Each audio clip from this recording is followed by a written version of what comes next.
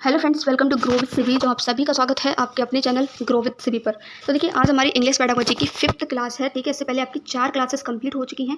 इस सीरीज़ में हम क्या कर रहे हैं, तो इसमें हम कर रहे हैं प्रीवियस ईयर क्वेश्चंस। कौन से वाले? तो रिसेंटली जो आपका एग्जाम हुआ था 2022 से 2023 में, उसमें जितनी भी आपके प्रीवियस ईयर क्वेश्चंस पूछे गए थे वो सारे क्वेश्चंस हम कर रहे हैं डेट वाइज। तो आज हम देखने वाले हैं 17 जनवरी 2023 में पूछे जाने वाले सारे आपके क्वेश्चंस। ठीक है, देखिए, अगर आपने कंटेंट क्लासेस वॉच नहीं की हैं तो कंटेंट क्लासेस वॉच करना मस्त है। अगर देखिए आप इन 2 सीरीज़ को फॉलो कर लेते हो, एक तो ये प्रीवियस ईयर वाली सीरीज़ 2022 से 2023 की ये जो चल रही है, जिसकी आज 5th क्लास है, प्लस एक कंटेंट की सीरीज़ भी मैंने अपलोड कर रखी है जिसमें ओनली 6 क्लासेस हैं। आप उन 6 क्लासेस को वॉच करके अपना कॉन्सेप्ट क्लियर कर लीजिए, अपना कंटेंट तैयार कर लीजिए इंग्लिश पेडागोजी का। उसके बाद ये सारे प्रीवियस ईयर क्वेश्चंस लगा लीजिए। 15 में से आपके 14 से 15 मार्क्स लाने से आपको कोई नहीं रोक सकता, अगर आप बहुत अच्छे से इन दोनों चीज़ों को तैयार कर लेते हैं। बाकी आपकी खुद की मेहनत पर भी डिपेंड करता है। तो चलिए आज का देख लेते हैं। सबसे पहले हम तो फर्स्ट क्वेश्चन देख लेते हैं जो 17 जनवरी को पूछा गया। The study of language is known as, यानी कि लैंग्वेज की स्टडी करना क्या कहलाता है। तो मैंने जो कंटेंट क्लासेस करवाई थी वहाँ भी मैंने आपको बताया था।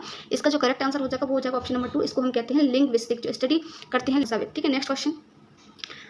3 लैंग्वेज फॉर्मूला एम्स एट, यानी कि 3 लैंग्वेज फॉर्मूला, त्रिभाषा सूत्र का उद्देश्य क्या है। ठीक है, ये आपको बताना है। तो इसका जो करेक्ट आंसर ऑप्शन नंबर 1 ही हो जाएगा, promoting mother tongue based multilingualism, यानी कि मदर टंग यानी कि आपको जो मातृभाषा है उसको प्रमोट करना। उसको किस पर बेस्ड? तो बहुभाषावाद पर बेस्ड। नेक्स्ट क्वेश्चन है, Swati teacher of class 6 brought some objects and compared those idea and feeling attest to them through a whole classroom discussion for vocabulary learning in the classroom. What are the other objects she used in her class known as? तो आपको ये बताना है कि ये जो स्वाति ने use किया है उसको हम क्या कहते हैं। तो देखिए, इससे प्रीवियस क्लासेस में भी मैंने आपको ये क्वेश्चन करवाया है, रिपीटेड क्वेश्चन है। इसका जो करेक्ट आंसर है वो हो जाएगा आपको ऑप्शन नंबर 2। अगर आपने प्रीवियस क्लास वॉच की होगी तो आपको इसका आंसर आ रहा होगा। इसका आंसर है रेलिया। देखिए, जब भी हम कुछ रियल ऑब्जेक्ट्स लेकर के आते हैं अपने क्लासरूम में शो करने के लिए, उसको डिस्कशन करने के लिए, किसी चीज़ को, किसी टॉपिक को समझाने के लिए, तो उनको हम कहते हैं रेलिया। ठीक है, next question, question number 4। A teacher wanted to select text from a newspaper, यानी कि एक टीचर क्या करना चाहती है, टेक्स्ट को न्यूज़पेपर और मैगजीन में से सिलेक्ट करना चाहती है। She selected the text suitable for the learners age in term of theme and cognitive level. उसने टीचर ने क्या किया है कि लर्नर्स की जो उम्र है उसके अकॉर्डिंग और उनका कॉग्निटिव लेवल, यानी कि उनका जो मेंटल लेवल है वो क्या है उसके अकॉर्डिंग क्या करती है, सिलेक्ट करती है टेक्स्ट को। What was were the parameters for selecting the text, तो इसको सिलेक्ट करने के कौन से पैरामीटर्स होंगे ये आपको बताना है।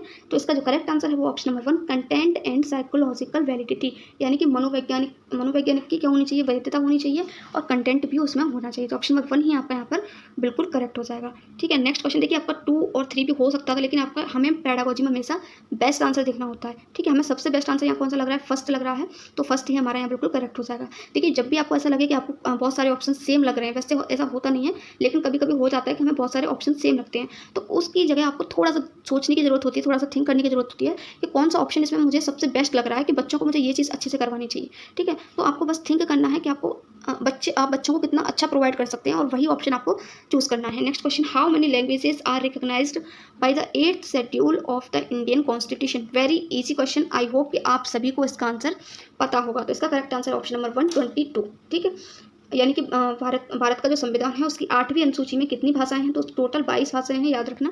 नेक्स्ट क्वेश्चन, ये आपका question, learning grammar through understanding and practice is, यानी कि ग्रामर को सीखना किसके थ्रू, अंडरस्टैंडिंग यानी कि समझने के थ्रू और प्रैक्टिस के थ्रू क्या कहलाता है, कौन सी नॉलेज के अंतर्गत आता है। तो इसका जो करेक्ट आंसर है वो हमारा प्रोसीड्यूरल नॉलेज। अब देखिए, यहाँ समझ लीजिए प्रोसीड्यूरल नॉलेज और डिक्लेरेटिव नॉलेज में क्या डिफरेंस होता है। प्रोसीड्यूरल लैंग्वेज वो इसको हम प्रैक्टिकल नॉलेज भी बोलते हैं, सबसे पहली बात। ठीक है, हो सकता है नेक्स्ट टाइम आपको प्रैक्टिकल नॉलेज लिख करके आ जाए।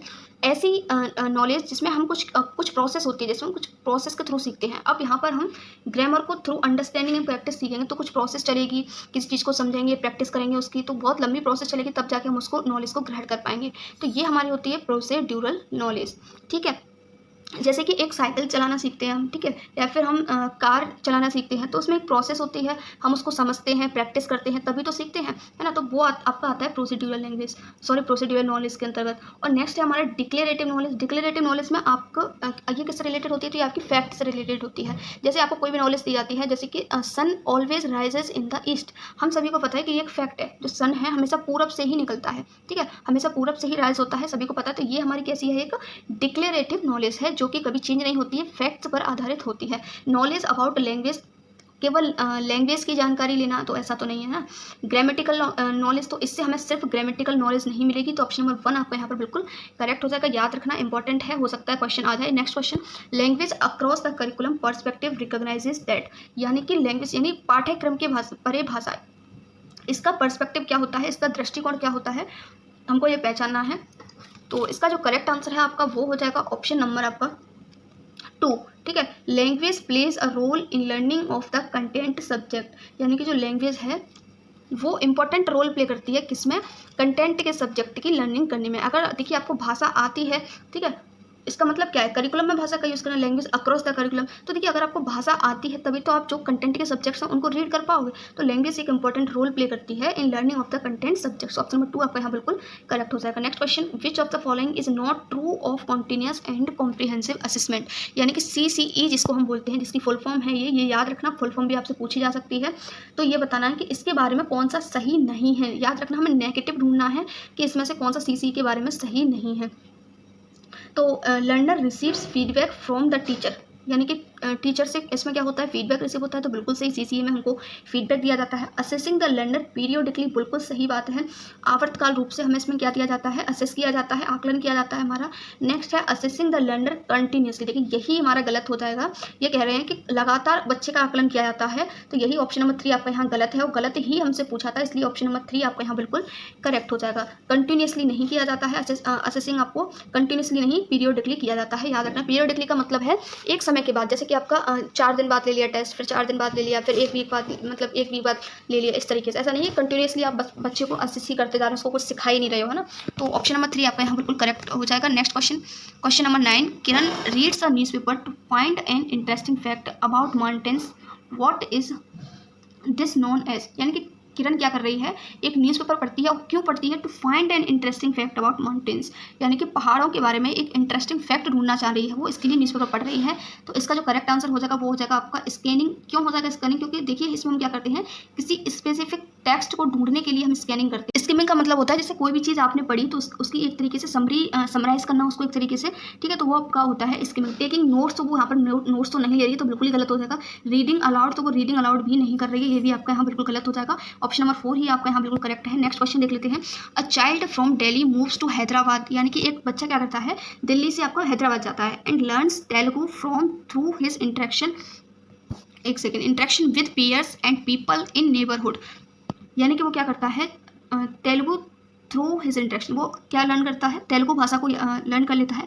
कैसे लर्न करता है, तो वो उसको his interaction with peers and people in neighbourhood, यानी कि वो आसपास के अपने जो पड़ोसी हैं उनके थ्रू, और जो चिल्ड्रंस हैं, जो उसको पीयर्स हैं, जो उसको फ्रेंड्स हैं, उनके इंटरेक्शन के साथ क्या करता है, तेलुगु को लर्न कर लेता है। तो दिस इज नॉन एज, यानी कि इसको क्या कहते हैं, लैंग्वेज लर्निंग कहते हैं, लैंग्वेज एक्विजिशन कहते हैं, लैंग्वेज एडिशन कहते हैं, या फिर लैंग्वेज प्रोसेस कहते हैं। तो आई होप कि इसका आंसर तो आप सभी को पता होगा। इसका करेक्ट आंसर हो जाएगा, वेरी इजी क्वेश्चन है ये, ऑप्शन नंबर 2 आपका यहाँ बिल्कुल करेक्ट हो जाएगा, लैंग्वेज एक्विजिशन। देखिए यहाँ पर ये क्या कर रहे हैं, लैंग्वेज को एनवायरमेंट से ले रहे हैं, यानी कि अपने नेबरहुड पड़ोसियों से सीख रहे हैं, ठीक है, अपने साथी जो उसके पीयर्स हैं, जो उसके फ्रेंड्स हैं, उनसे सीख रहे हैं। इट मीन्स उसने ये जो लैंग्वेज सीखी कहाँ से सीखी, अपने फ्रेंड्स से, अपने सोसाइटी से सीखी।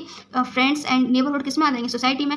तो ये हमारा होता है लैंग्वेज एक्विजिशन। और लैंग्वेज लर्निंग क्या होती है, जैसे हम स्कूल में लैंग्वेज सीखते हैं वो हमारी होती है लैंग्वेज लर्निंग। जैसे कि आप देख सकते हो, जो हम फर्स्ट भाषा अपने घर से सीखते हैं, हमारी फैमिली भी एक तरीका क्या होता है, सोसाइटी होती है, समाज होती है, तो वो क्या होती है, हमारी लैंग्वेज एक्विजिशन होती है। जो हमारी फर्स्ट लैंग्वेज होती है उसको हम कहते हैं लैंग्वेज एक्विजिशन। और फिर उसके बाद जो है हिंदी सीखने के बाद, मान लीजिए हिंदी आपकी मातृभाषा, उसके बाद आप कॉलेज स्कूल जाते हैं और आपने वहाँ देखा कि मुझे इंग्लिश सब्जेक्ट, जो इंग्लिश लैंग्वेज है उसकी भी नीड है, वो मुझे आनी चाहिए। तो उसके लिए आप अदर कोचिंग लेते हो, किसी टीचर से सीखते हो, ठीक है, प्रॉपर तरीके मैनर से सीखते हो, तो वो आपकी होती है लैंग्वेज लर्निंग। ऑप्शन नंबर 2 आपका यहाँ बिल्कुल करेक्ट हो जाएगा। नेक्स्ट क्वेश्चन है आपका, which of the following is true of teaching poetry, यानी कि टीचिंग पढ़ाने का इसमें से कौन सा सही तरीका है, ये आपको बताना है। तो poetry is for language acquisition, तो देखिए लैंग्वेज को ग्रहण करना, तो ये सिर्फ पोइट्री से तो नहीं होगा, ठीक है, वो तो अपने एनवायरनमेंट से सीखते हैं हम, तो ये तो हो जाएगा गलत। Poetry is for grammar learning, सिर्फ एक पोइट्री से हम पूरी ग्रामर तो लर्न नहीं कर सकते, तो ये भी गलत हो जाएगा।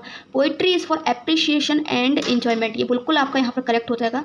जो कविताएँ होती हैं बच्चों को एप्रिशिएट करने के लिए और उनके एन्जॉयमेंट के लिए, उनके प्लेजर के लिए, उनकी खुशी के लिए, उनको प्लेजर दिलवाने के लिए रीड करवाई जाती हैं, ठीक है। तो ऑप्शन नंबर 3 आपका यहाँ बिल्कुल करेक्ट हो जाएगा।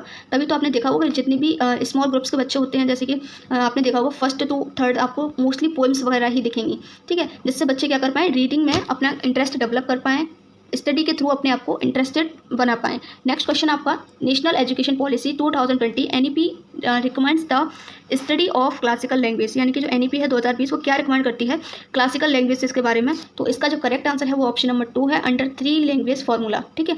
आई होप कि इसका आंसर सभी को पता होगा, इसको मुझे एक्सप्लेन करने की जरूरत नहीं है। नेक्स्ट क्वेश्चन देख लेते हैं। नेक्स्ट क्वेश्चन है आपका राइटिंग, यानी कि राइटिंग क्या है ये आपको बताना है। डज नॉट रिक्वायर प्रैक्टिस, तो ये तो बिल्कुल गलत है, बिना प्रैक्टिस के आप क्या अच्छा लिख सकते हो, है ना।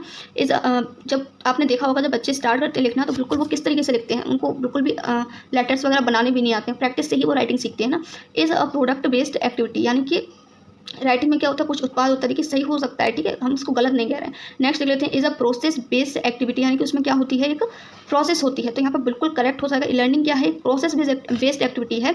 ऐसा नहीं है कि हमने एक बार लिख दिया तो उसके बाद प्रोडक्ट बन गया तो फिर उसको चेंज नहीं किया जा सकता, इसलिए हमारा सेकंड यहाँ पर गलत हो जाएगा। देखिए हम जब भी लिखते हैं तो आपने देखा होगा जब आप लिखते रहते हो एक लेवल ऐसा आता है कि आपकी राइटिंग बहुत अच्छी हो जाती है लिखते लिखते, तो ये एक प्रोसेस बेस्ड एक्टिविटी होती है जहाँ आपकी राइटिंग में इंप्रूवमेंट आता रहता है। तो ऑप्शन नंबर 3 आपका यहाँ बिल्कुल करेक्ट हो जाएगा। Next question, a teacher divides her learners of one class into group of 5, यानी कि अपनी एक टीचर ने क्या किया है, अपनी क्लास को ग्रुप ऑफ 5 यानी कि 5 के ग्रुप में क्या कर दिया है, डिवाइड कर दिया है। A lots them topics which the learners have chosen and ask them to collect required information on their topics and interpret and write a report to be presented to the whole class.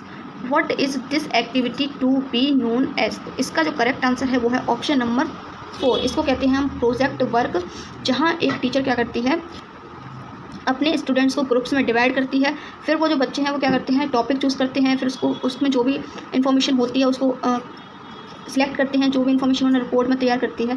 यहाँ पर आप देख सकते हैं, यहाँ पर clear इन्होंने लिखा हुआ है, write a report to be presented to the whole class. उनको एक रिपोर्ट तैयार करनी है, इसलिए ये क्या हो जाएगा, एक प्रोजेक्ट वर्क हो जाएगा। अगर ये नहीं लिखा होता तो यहाँ पर एक ग्रुप वर्क भी ये हो सकता था। तो ऑप्शन नंबर 4 ही यहाँ पर बिल्कुल करेक्ट हो जाएगा। नेक्स्ट और लास्ट क्वेश्चन, निपुण भारत इस, यानी कि निपुण की क्या बतानी है, कि जो निपुण भारत है वो क्या है। तो इसका जो करेक्ट आंसर है वो है option number 3, government of India's programme to promote reading and numeracy among learners. अगर आपको इसकी फुल फॉर्म पता है तो भी आप इसके आंसर तक पहुंच गए होंगे, ठीक है। अगर आपको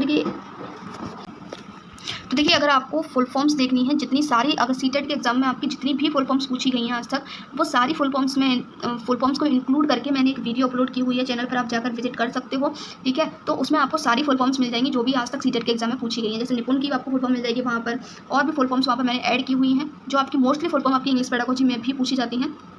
आप उस वीडियो को वॉच कर सकते हैं। तो ये थे आपके 17 जनवरी में पूछे जाने वाले सारे क्वेश्चन। आई होप फ्रेंड्स कि आपको वीडियो अच्छी लगी होगी। देखिए अगर आपको क्लास सच में अच्छी लगी हो तो प्लीज़ क्लास को लाइक ज़रूर करना, लाइक करने का कोई पैसा नहीं लगता है, ठीक है। और डेली आपके इस चैनल पर आपको सीटेट की प्रिपरेशन करवाई जा रही है। अभी फिलहाल आपको इंग्लिश पेडागोजी की कंटिन्यूसली सीटेट 2022 से 23 की प्रीवियस ईयर की क्लासेस प्रोवाइड की जा रही हैं। बहुत जल्द EVS की भी स्टार्ट की जाएंगी और आपके हिंदी पेडागोजी की भी स्टार्ट की जाएंगी। मैथ्स पेडागोजी का कंटेंट मैंने अपलोड कर दिया है। बाकी और वीडियोज़ के लिए आप प्लेलिस्ट चेक कर सकते हैं। Thank you so much for watching this video. मिलते हैं न्यू वीडियो में न्यू क्वेश्चंस के साथ। Till then have a nice day.